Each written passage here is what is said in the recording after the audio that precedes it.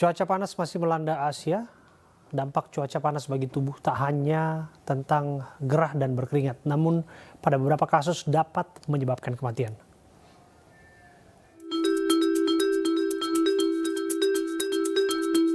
Aku sih ngerasa emang panas ya, mungkin karena banyaknya ini juga sih kendaraan-kendaraan pribadi. Sekarang kan orang udah pada ke kantor tuh pakai kendaraan pribadi ya, jadi kayak polusinya mungkin udah terlalu banyak kali ya. Udah pasti nyari ruangan ber-AC. Kalau lagi di jalan-jalan kayak gini aku biasa nyari ruangan ATM, ngadem di dalam atau enggak kipas-kipas, bawa kipas portable. Kalau untuk minumnya gitu, minum es atau ngapain gitu kan? Iya, paling beli di pinggir jalan di warung gitu, aqua yang dingin banget atau yang di kulkas langsung ambil gitu. Kalau untuk atasi cuaca panas itu kakak pakai sunscreen atau apa gitu kak? Iya, pasti sunscreen, sunblock aku pakai tiap hari.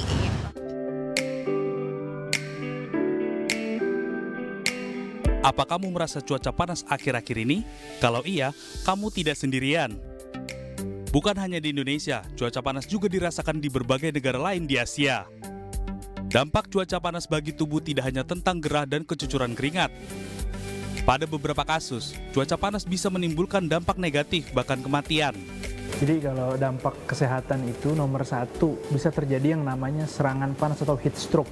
Jadi kondisi tubuh tiba-tiba nih, heat stroke itu kondisi yang paling berat. Di mana kondisi tubuh langsung meningkat dalam cepat ya 15 menit ke suhunya jadi 40 derajat itu lebih bisa ya suhu tubuh kita. Nah apa sih dampaknya gitu ya bagi kesehatan? Nomor satu bisa penurunan kesadaran yang paling ekstrim. Yang paling berat bisa sampai meninggal. Kemudian bisa kejang.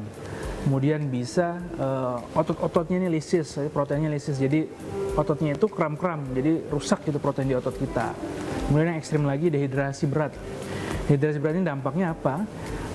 Selain meninggal nanti ujungnya begitu ya, tapi bisa mengganggu ginjal, jadi ginjalnya shutdown dulu.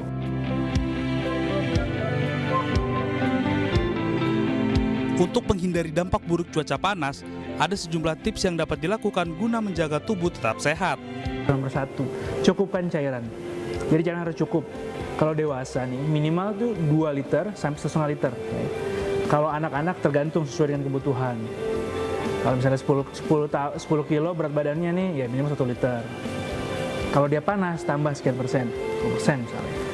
Kemudian yang kedua, minuman itu kurangin yang mengandung kopi. Atau kurangin, karena kenapa kopi? Karena dia diuretik, mengurangi cairan dan juga bikin sakit perut kalau kebanyakan.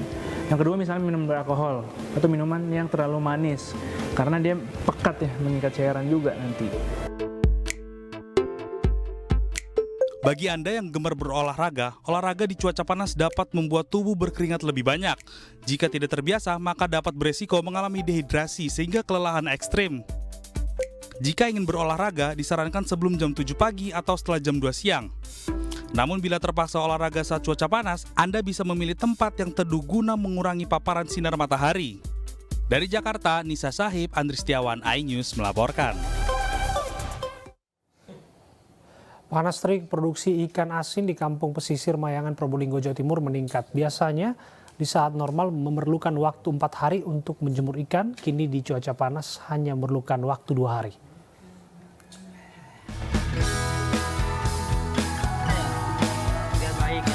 Panas terik yang terjadi di kota Probolinggo, Jawa Timur membawa berkah tersendiri bagi pelaku usaha ikan asin di kawasan kampung pesisir Kecamatan Mayangan karena menjemur ikan sangat mudah. Biasanya di saat normal memerlukan waktu 4 hari untuk menjemur ikan asin. Kini hanya memerlukan waktu 2 hari saja. Meski merasa gerah karena cuaca panas, terlihat keceriaan di wajah para pengusaha ikan asin karena produksi ikan asin meningkat. Sayangnya untuk saat ini harga ikan asin kering di pasaran turun hingga Rp2.000. Dari yang biasanya Rp40.000 kini menjadi Rp38.000 per kilogram. Harga ikan kering Jemurnya lebih cepat atau? lebih cepat. Kalau hari-hari biasa berapa hari Bu kering Bu? 2 hari kalau panas begini. Kalau mendung-mendung itu? 4 hari. Berarti lebih cepat Bu ya? Ya lebih cepat yang panas. Kalau yang musim panas ini Bu, berapa kilo Bu keringnya itu per hari? apa kalau tawaran 2 kintal seharinya. Hasil ikan kering ini biasanya dijual ke berbagai daerah, seperti Jember, Lumajang, Situbondo, hingga ke Pulau Bali. Dari Probolinggo, Jawa Timur, Hana Purwadi, iNews melaporkan. Pasca Lebaran 2023, suplai sampah ke TPA Sarimukti mencapai lebih dari 2.000 ton. Para sopir mengangkut sampah harus rela antri, bahkan menginap demi masuk TPA akibat alat berat yang rusak. Informasi ini kami hadirkan menutup iNews Prime. Mewakili kerabat kerja yang bertugas, saya Abraham Silaban, pamit undur diri. Terima kasih, sampai jumpa.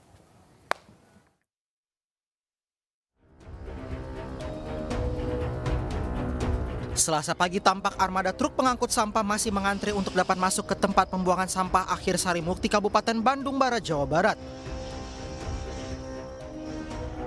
Bahkan sejumlah sopir harus menginap demi mendapat giliran masuk timbangan dan membuang sampah ke TPA itu.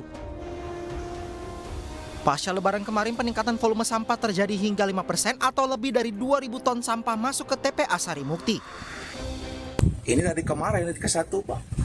Karena ini aja landasan sama itu manuvernya. Itu di hari kemarin, kemarin belum baru nyampe turun timbangan ke sini. Biasanya ada yang 2 hari, ada yang 1 hari. Tiap hari gini. Diketahui antrean ini terjadi karena landasan yang licin setelah diguyur hujan serta adanya kerusakan bulldozer. Nah, karena kita tetap masih ada curah hujan sangat tinggi di sini, gitu. Terus alat berat kita bulldozer sudah jadi kerusak lagi, gitu. Jadi kita mengibatkan ada antrian lagi sampai sekitar 2 kiloan, gitu. Meski antrean masih terjadi, kondisi saat ini sudah berangsur normal. Saat ini ada 3 zona yang dioperasikan, yakni zona 2, 3, dan zona 4. Tim Liputan iNews melaporkan.